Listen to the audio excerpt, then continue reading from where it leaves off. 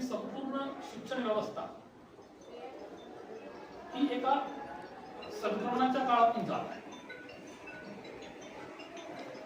कारण की आपल्या सर्वांना माहितच आहे, नॅशनल एज्युकेशन पॉलिसी 2020 ही संसदेमध्ये मंजूर करण्यात आली. 2022 पासून त्याची अंमलबजावणी भारतातल्या अनेक राज्यात आणि केंद्रीय स्तरावरती सर्वत्र करणं सुरू झाले. तसा भारताच्या शिक्षण व्यवस्थेचा इतिहास जर पाहिला तर भारतामध्ये प्रामुख्यानं अगदी सुरुवातीला स्वातंत्र्यानंतर इंग्रजांनी स्थापन केलेली जी काही शिक्षण व्यवस्था होती त्याचा आपण अनेक वर्ष अनुकरण. याचा अर्थ असा होत नाही की भारताला दिलेली शिक्षण व्यवस्था ही फक्त आणि फक्त इंग्रजांनी दिलेली आहे, हे माझं मत मुळीच नाही. कदाचित मी या पलीकडे जाऊन असं म्हणेन की इंग्रजांनाही संस्कृती आणि शिक्षण समजण्यापूर्वी भारतीय ज्ञान परंपरा एवढी प्रगल्भ आणि एवढी श्रीमंत होती की युरोपियन लोकांना कळायला ती अनेक वर्ष. परंतु जी शिक्षण व्यवस्था मी म्हणतोय ती औपचारिक शिक्षण व्यवस्था. कारण की भारतामध्ये ज्या पद्धतीनं गुरुकुल व्यवस्था होती आणि लहान लहान मुलं आपली घरं सोडून कुठेतरी जंगलामध्ये ज्या ठिकाणी एखाद्या गुरुंनी गुरुकुल विकसित केलंय त्या ठिकाणी जाऊन आपण शिकतो. परंतु भारताच्या स्वातंत्र्यानंतर जवळपास 1966 पर्यंत म्हणजे 15 ऑगस्ट 1947 पासून ते 1966 पर्यंत इंग्रजांनी ज्या पद्धतीची शिक्षण व्यवस्था भारतात उभी केली होती त्याचं ब्लाइंडली अनुकरण आपण करत आहोत. परंतु 1966 ला जेव्हा कोठारी आयोग किंवा कोठारी कमिशन स्थापन करण्यात आलं त्यावेळेला भारतामध्ये पहिल्यांदा आपली भारतीय विचारसरणीची भारतीयांनी विकसित केलेली जी शिक्षण व्यवस्था आहे ती देण्याचा यशस्वी पहिला प्रयत्न हा 1966 जर आपण कमिशनचा रिपोर्ट काढला तर रिपोर्टच्या एकदम सुरुवातीला एक खूप सुंदर वाक्य दिलं, The future of the country is written in the classroom. अशा प्रकारचं ते वाक्य. त्यातून कोठारींना सांगायचं होतं की भारताचं भवितव्य जर कुठे घडणार असेल तर ते फक्त शाळा महाविद्यालयांच्या वर्गात घडणार. कारण की शिक्षणाचं प्रमाण अत्यंत अल्प होतं. मुठभर लोकांच्या हाती ज्यांच्याकडे एक सत्ता किंवा संपत्ती किंवा समाजामध्ये वचक त्याच लोकांपुरतं शिक्षण देखील मर्यादित. मग अशा अवस्थेमध्ये जनसामान्यांपर्यंत शिक्षण गेलं पाहिजे हा दृष्टिकोन तात्कालीन सरकारनं समोर ठेवला आणि कोठारी कमिशनच्या माध्यमातून एक शिक्षण व्यवस्था आपल्याकडे प्रस्थापित करण्यात. मग ही जी शिक्षण व्यवस्था होती, आता जुनी मंडळी या ठिकाणी कुणी असतील तर त्यांना माहित की पूर्वी मॅट्रिक्युलेशन हे 11वी नव्हतं. परंतु आम्ही ज्या पिढीमध्ये शिकलो त्यावेळेला आम्हाला मात्र मॅट्रिक्युलेशन हे 9वी ला. म्हणजे आपण या पॅटर्न मध्ये सगळेजण शिकलेलो आहोत. ऑलमोस्ट एव्हरीबडी हियर 10+2+3 हे 3 कुणासाठी आहे? हे फक्त ट्रेडिशनल डिग्री साठी, आर्ट्स कॉमर्स सायन्स मध्ये डिग्री. आणि त्यानंतर मग आपण पीजी करून पीएचडी करून एमफिल करून एमफिलचा कोर्स बंद केला एनईपी 2020 मध्ये. अशा प्रकारच्या एका स्ट्रक्चर मध्ये आपण सगळेजण शिक्षण घेऊन आपापल्या व्यवसायामध्ये स्थापित झालो. परंतु पुढच्या 66 ते 86 हा कालखंड म्हणजे जेमतेम 20 वर्षाचा कालखंड.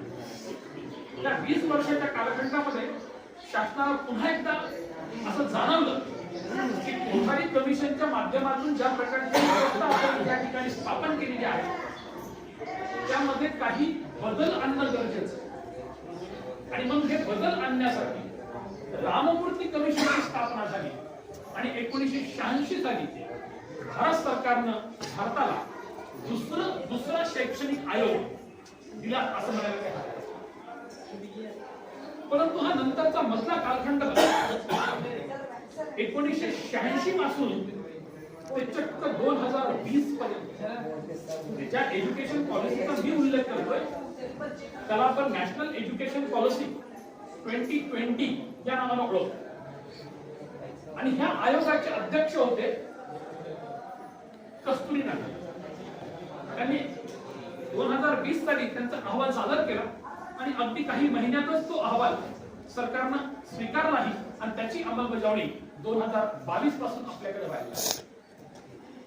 आपल्याला प्रश्न पडतो की हे 20 वर्ष आणि ते जवळपास 14 वर्ष म्हणजे 34 वर्ष आपल्याला काही शिक्षण आयोगाची गरजच पडली नाही.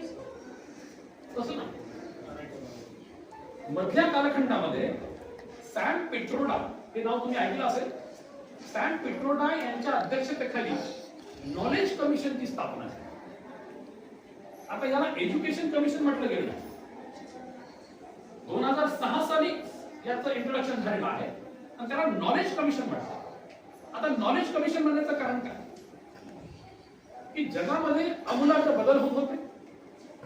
शिक्षण व्यवस्थेमध्ये अगदी प्रायमरी पासून ते डिग्री पीजी पर्यंत मेथोडॉलॉजिकल चेंजेस होत होते आणि त्याच्याही पलीकडे जाऊन तंत्रज्ञानाचा अंगीकार शिक्षण व्यवस्थेमध्ये कसा करता येईल या संदर्भात संपूर्ण जगभर चिंतन चालत होतं.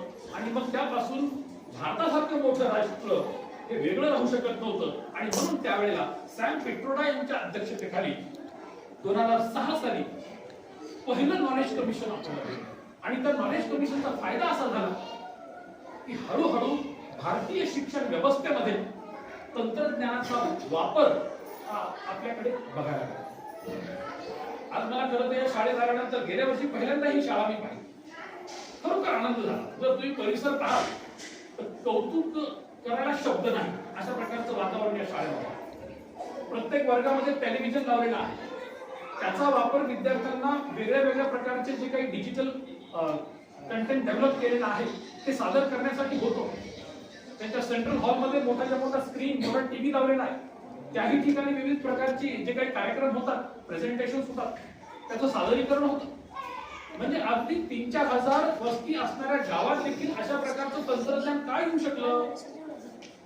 त्याचं एकमेव कारण म्हणजे नॉलेज कमिशनला कुठेतरी तंत्रज्ञानाची आणि शिक्षणाची सांगड घालण्याचा जो अट्टहास धरला होता त्याचं फलित का होईना काही वर्षानंतर का होईना आज आपल्या समोर. मग प्रामुख्यानं जर आपण या सगळ्या गोष्टीचा जर विचार केला तर मग आता आपण सध्या येऊन ठेवतोय ते म्हणजे 2020 साली इंट्रोड्यूस केलेल्या नॅशनल एज्युकेशन पॉलिसी. आता ह्या नॅशनल एज्युकेशन पॉलिसीमध्ये कशा प्रकारचे रचनात्मक बदल सरकारनं केलेले आहेत. सरकारनं म्हटल्यापेक्षा कमिशनने केलेले आहे. कारण सरकारचा फक्त तात्विक अधिष्ठान देण्याचं कार्य सरकार करतं परंतु ऍक्च्युअल जी पॉलिसी डिझाईन होती ती इंटेलेक्च्युअल्स किंवा कस्तुरीसारखे इंटेलेक्च्युअल्स करतात. भारतभरातून हजारो लोकांनी कशा प्रकारची आपली पॉलिसी असावी यासाठी रिकमेंडेशन दिलेले आहेत. जवळपास 6 लाख कन्सल्टेशन्स कस्तुरीरंगन यांनी त्यांच्या कार्यकाळामध्ये केलेले आहेत आणि त्यानंतर ही आलेली पॉलिसी. एक नाही दोन नाही. तर या ठिकाणी मला तुम्हाला सांगावं असं वाटतं की अगदी आपल्या ह्या शाळेच्या अपोजिटलाच एक अंगणवाडी आहे. आस्था गायत अंगणवाडीतलं शिक्षण ज्याला तुम्ही आता अंगणवाडी म्हणा बालवाडी म्हणा किंवा nursery L1 L2 LKG UKG म्हणा हे जे त्याला नावं दिलेले जातात. हे शिक्षण आतापर्यंत भारतामध्ये औपचारिक शिक्षण ह्या कॅटेगरीत येत नव्हतं. परंतु नॅशनल एज्युकेशन पॉलिसीमध्ये एक आमूलाग्र बदल या ठिकाणी आपल्याला पाहायला मिळतो की पहिल्यांदा सरकारनं आणि आयोगानं अंगणवाडीचं शिक्षण देखील म्हणजे नर्सरी LKG आणि UKG जर तुम्ही इंग्लिश टर्म्सचा वापर जर केला तर हे जे किंडर गार्डन जे आहे हे सगळं अंगणवाडीचं शिक्षण देखील औपचारिक शिक्षण पद्धतीमध्ये आहे. तर हा बदल तुम्हाला आता इथून यापुढे पाहायला मिळेल. त्यानंतर जी युज्युअल पॅटर्न होता आपला की प्रायमरी एज्युकेशन आहे, मिडल एज्युकेशन आहे, सेकंडरी एज्युकेशन आहे आणि हायर सेकंडरी एज्युकेशन म्हणजे एकंदरीत शाळेचे जे 12 वर्ष आहेत पहिल्या वर्गापासून ते 12वी त्याच्यामध्ये ह्या स्टेजेस टाकलेले आहेत. प्रायमरी एज्युकेशन, त्यानंतर मिडल एज्युकेशन, त्यानंतर सेकंडरी एज्युकेशन आणि हायर सेकंडरी एज्युकेशन, ज्याला ज्युनियर कॉलेज लेवल होतं 11वी किंवा 12वी. तर अशा प्रकारचं स्ट्रक्चरिंग कायम ठेवलेलं आहे. परंतु यामध्ये माझं कदाचित या संदर्भातलं मत वेगळं असेल, परंतु जो बोर्ड पॅटर्न आपल्याकडे होता, आपण ज्या शैक्षणिक सिस्टम मध्ये शिकलो सर्वांनी आपण 4थीचा बोर्ड दिला, 7वीचा बोर्ड दिला आणि 10वी आणि 12वीचा म्हणजे एकूण 4 बोर्डाच्या परीक्षा पास करून आपण इथपर्यंत पोहोचलो. त्यानंतर विद्यापीठाची परंतु आता तुमच्या चौथीचा बोर्ड किंवा लोप पावला, 7वीचा ही लोप पावला. थोडा धाक होता विद्यार्थ्यांना, 10वीचा बोर्ड आहे, बोर्डाची परीक्षा आहे, स्टेट लेवलला वगैरे होते. हा सगळा धाक तोही संपणार आहे. 10वीचा बोर्ड देखील जाण्याच्या मार्गावर म्हणजे अगदी 1-2 वर्षात 2-3 वर्षात तुमच्या समोर ती ऑलरेडी न्यूज आलेली असेल की आता 10वीचा बोर्ड हा क्रॅक केला जाणार आहे. परवाच राजवाडे सरांची चर्चा करू लागलो. सरांनी देखील सांगितलं की कदाचित आता सगळ्याच शाळा या सेंट्रल बोर्डला ऍफिलिएट होतील. जर त्या सेंट्रल बोर्डला ऍफिलिएट होतील म्हणजे तुम्ही जे काही अभ्यासक्रम शिकवताय वर्गात तर तो आता स्टेट बोर्डाला डिझाईन केलेला नसेल किंवा राज्य सरकारनेही डिझाईन केलेला नसेल, तर तो एनसीईआरटीनं किंवा सीबीएसईनं ज्याचं कुठे ऍप्लिकेशन तुमचं होईल नियमाप्रमाणे त्या प्रकारचं एकंदरीत अभ्यासक्रम तुम्हाला वर्गामध्ये हँडल करावा. म्हणजे मला वाटतं की हा खूप मोठं परिवर्तन किंवा खूप मोठा बदल त्या पूर्ण व्यवस्थेमध्ये होत आहे. आणि या संदर्भात माझं ठाम मत आहे की जे होत आहे ते योग्य आहे. तुम्ही म्हणाल सर आपलं अस्तित्व शून्य नाही. प्रश्न आपल्या अस्तित्वाला नाही, प्रश्न आहे पुढच्या पिढीच्या अस्तित्वाचा. कारण की तुम्ही आज जेईईची परीक्षा बघा, नीटची परीक्षा बघा किंवा ज्या मोठमोठ्या परीक्षा आहेत, एंट्रन्स एक्झामिनेशन्स, ज्या ठिकाणी मुलांचं एकंदरीत कर्तव्य आपल्याला दिसते आयुष्यामध्ये स्थापित होत असताना, या सगळ्या परीक्षा सेंट्रल बोर्ड पॅटर्न वरती आधारित होतात. आणि त्या ठिकाणी आपली मुलं कमी पडतात. आपली मुलं मूलतः कितीतरी हुशार असले पण जर त्यांच्याकडे अपेक्षित एनसीईआरटी किंवा सीबीएसई पॅटर्नचं ज्ञान जर नसेल तर आपली मुलं त्या परीक्षांमध्ये टिकू शकत नाही. त्यामुळं हे जे काही बोर्ड पॅटर्न आता येणार आहे किंवा एनसीईआरटीचं ऍप्लिकेशन आपल्याकडे होणार आहे ते माझं वैयक्तिक मत आहे, कारण की यातला मी तज्ञ नाही. माझं जे काही अभ्यास आणि संशोधन आहे ते हायर एज्युकेशनचं आहे, परंतु यातलं प्राथमिकतः मला जेवढं कळतं तर त्यात मला असं वाटतं की जे व्हायले ते चांगल्यासाठी व्हायले, निश्चितपणे येणाऱ्या पिढ्या यातून तो फायदा मिळवणारच आहे. तर हे झालं एकंदरीत स्ट्रक्चरिंग तुमच्या न्यू फॉर्मल एज्युकेशनल सिस्टम. परंतु आज मी आपल्या समोर एक 5 ते 10 मिनिटांमध्ये 2 मुद्दे सादर करणार. एक तर आजची जी प्राथमिक शिक्षण प्रणाली आहे त्यामध्ये तुम्हाला अपॉर्च्युनिटीज काय, संधी काय आणि तुमच्या समोर येऊन उभं टाकलेली आव्हानं किंवा चॅलेंज तुम्हाला करता करलो का म्हणून सुपर समून मॅडम एज्युकेशन कमिशन असेल, राममूर्ती कमिशन असेल, नॉलेज कमिशन असेल आणि रिसेंटली इंट्रोड्यूस केलेलं तुमचं कस्तुररंगन कमिशन म्हणजे एनपी 2020. ह्याला एक गोष्ट खऱ्या अर्थानं प्राथमिक शिक्षणाचं सार्वत्रिकरण या 4ही पॉलिसी अंतर्गत आपल्याला आणि एवढं आपण असं म्हणू की प्राथमिक शिक्षण हे मूलतः प्रत्येकाला मिळावंच हा आग्रह प्रत्येक सरकारनं केला आणि घेतला. आणि तो ग्रामीण भागापर्यंत गोरगरिबांपर्यंत ज्याच्यामध्ये शिक्षण घेण्याची कल्पनाही डोक्यात येत नव्हती त्यांच्यापर्यंत हा मेसेज पोहोचवला. तिथले विद्यार्थी वर्गात कदाचित हे जे घडलं हे 4 कमिशनच्या प्रयोगामुळे आणि तुमच्या आमच्या कमिटेड ड्युटीजमुळे घडलं असं आपण म्हणणार काय. आपला रोल, आपण सगळे शिक्षक आहोत, आपण प्रायमरीला शिकवतो का विद्यापीठात शिकवतो हे गाऊन आहे. फंडामेंटली आपण सगळे शिक्षक आहोत, अध्यापनाचं काम आपण करत असतो.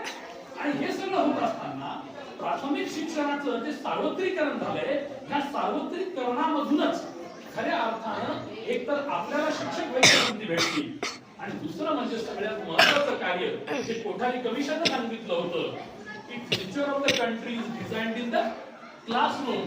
हे जे काही तत्व त्यांनी सुरुवातीला ठेवलं होतं ते तत्व असता काय जशाला तसं काय आणि ही विद्यार्थ्यांना घडवण्याची संधी आपल्याला मिळते.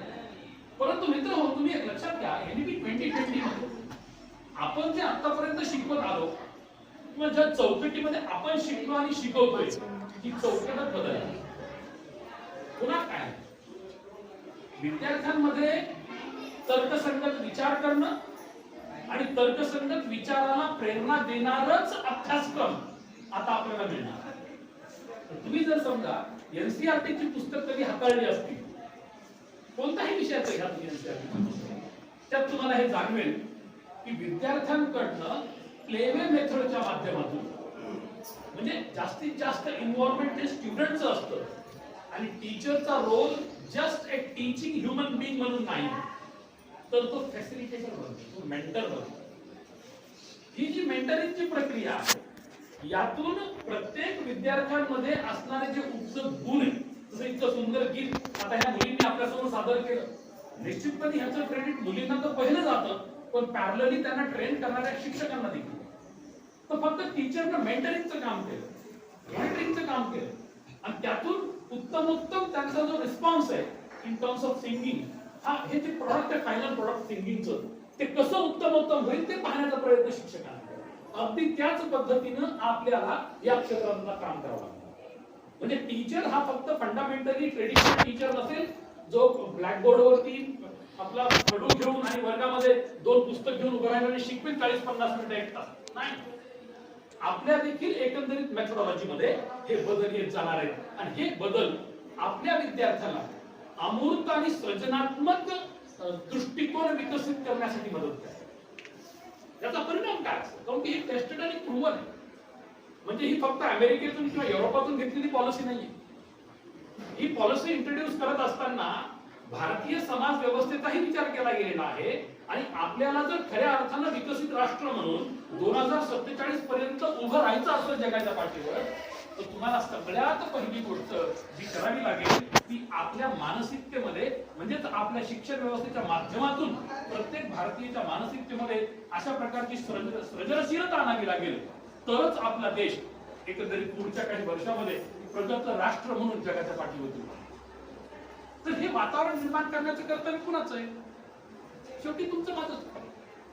ज्या वेळेला तुम्ही एखादा विद्यार्थी प्रायमरी सेक्शनमध्ये घडवता, तो मिडल मध्ये येतो, सेकंडरी मध्ये येतो, ज्युनियर कॉलेजमध्ये, हायर सेकंडरीला येतो, त्यानंतर तो आमच्याकडे विद्यापीठीय स्तरावरती येतो. तो जोपर्यंत तो चांगल्या पद्धतीने खालीच घडत नाही तोपर्यंत आम्हाला चांगलं मटेरियल मिळत नाही. तो रॉच राहिला तर तो आयुष्यभर रॉ राहतो, तो कधीच घडत नाही. या ठिकाणी आपल्याला ही गोष्ट समजून घेणं गरजेचं आहे. आणि जर तुम्ही बघितलं तर हळूहळू आपण इंटरनॅशनल स्टँडर्डायझेशन करतात. शाळेच्या प्रवेशद्वारावरती प्रवेश करता करताच तुम्हाला वरती एक दिसतं ISO सर्टिफाईड शाळा. किती शाळा आहेत बरं महाराष्ट्रामध्ये किंवा आपल्या जिल्ह्यामध्ये? किती शाळा आहेत ज्याला ISO मानांकन भेटते?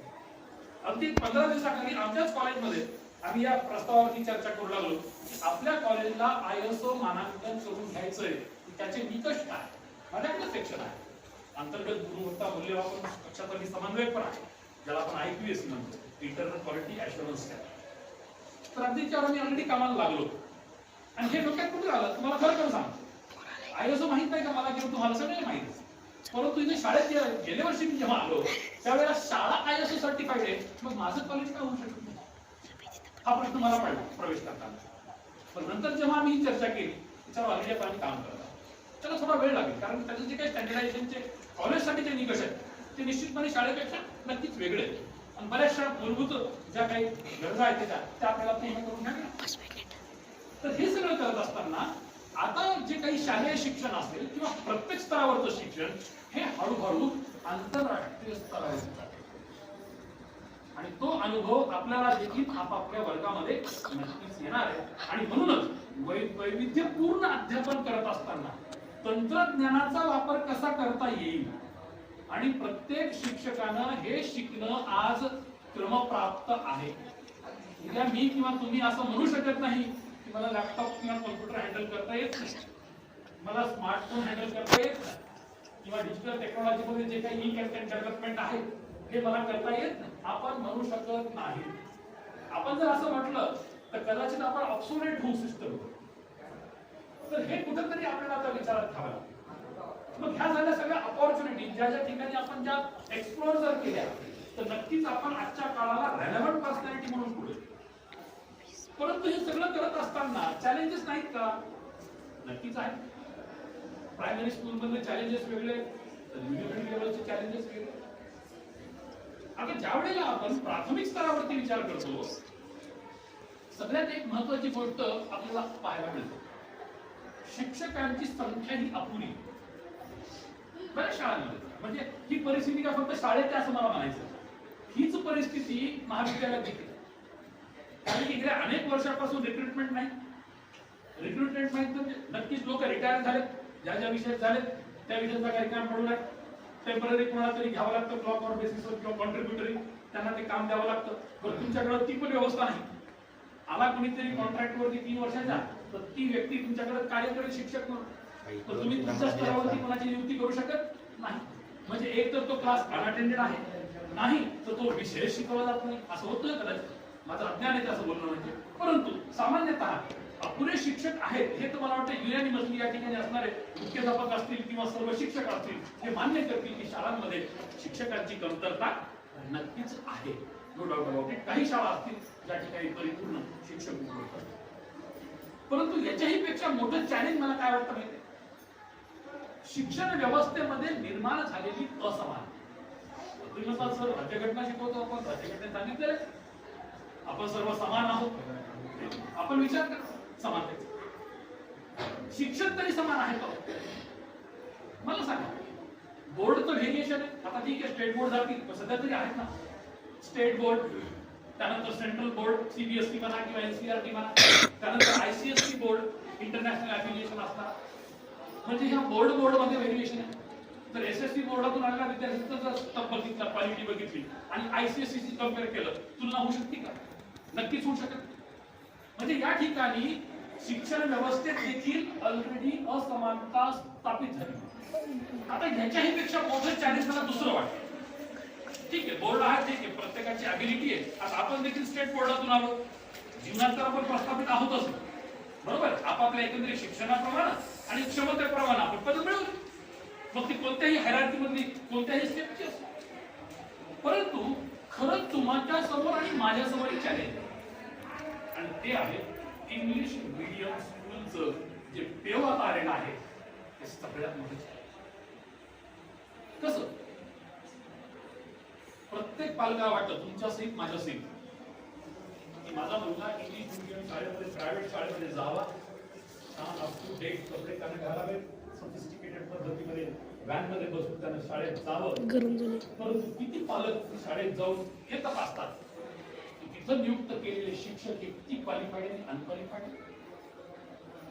आपण स्वतःला प्रश्न, तुमची देखील मुलं कदाचित इंग्लिश मीडियम स्कूलमध्ये असतात, माझी मुलं इंग्लिश मीडियम स्कूलमध्ये शिकले, तर हा कटाक्ष मी घेतला होता प्रत्येक वेळेला. प्रत्येक शिक्षक जे माझ्या मुलाला शिकवत होते, मी जाऊन भांडायचो शिक्षक नसला. माझा हक्क आहे, मी जर फीस भरली लाख रुपये तुम्हाला, माझा हक्क आहे तुमच्याकडून सेवा मागणं, ठीक आहे. परंतु किती पालक स्वतः इंग्रजीमध्ये कॉम्पिटंट आहेत, जे बघू शकतात की आपलं पाल्य जेव्हा इंग्रजी शाळेत चाललंय इंग्लिश मीडियम स्कूलमध्ये, त्या ठिकाणी जे सगळं चाललंय ते योग्य दिशेने चाललंय का हे तपासण्याची किती पालकांमध्ये क्षमता आहे. मग मला सांगा, हे गोडपंगा कधीच कळत. जेवढी मुलं मराठी माध्यमातून शिक्षण घेऊन जितके ते सर्जनशील असते, तेवढे इंग्रजी माध्यमातून शिक्षण घेतलेली मुलं सर्जनशील नसते, असं माझं एकंदरीत वैयक्तिक ऑब्झर्वेशन. मग ह्याची तुलना मी माझ्या मुलांसोबत केली. दिस इज द प्रूव्हन फॅक्ट. पण झाले का की आज नाही का इंग्रजीचा बोलबाला, माझा विषय माझा पोटापर्यंत प्रश्न सोडवतो विषय, याचं महत्व नाकारू शकत नाही, त्याच्यावर निगेटिव्ह बोलू शकत नाही, पण फॅक्ट इंग्रजीचा बोलबाला. आज आपल्याला जर आपलं गाव शहर परिसर सोडला, थोडस बाहेर गेलो की आपल्याला इंग्रजी आलीच पाहिजे. कालच सर म्हणू लागले की किमान आपल्याला वर्किंग नॉलेज ऑफ इंग्लिश कसं डेव्हलप करावं, असं मला काही टिप्स द्या किंवा एखादं पुस्तक सांग. आय फेल्ट व्हेरी हॅपी की प्रायमरी एज्युकेशन मध्ये सर आहेत, अगदी काही वर्षावर रिटायरमेंट, पण आताही त्यांचा लर्निंग अप्रोच सुटलेला. ज्या शिक्षकांना शिकणं सोडलं त्याचं शिकवणं कधीच अप टू डेट राहणार.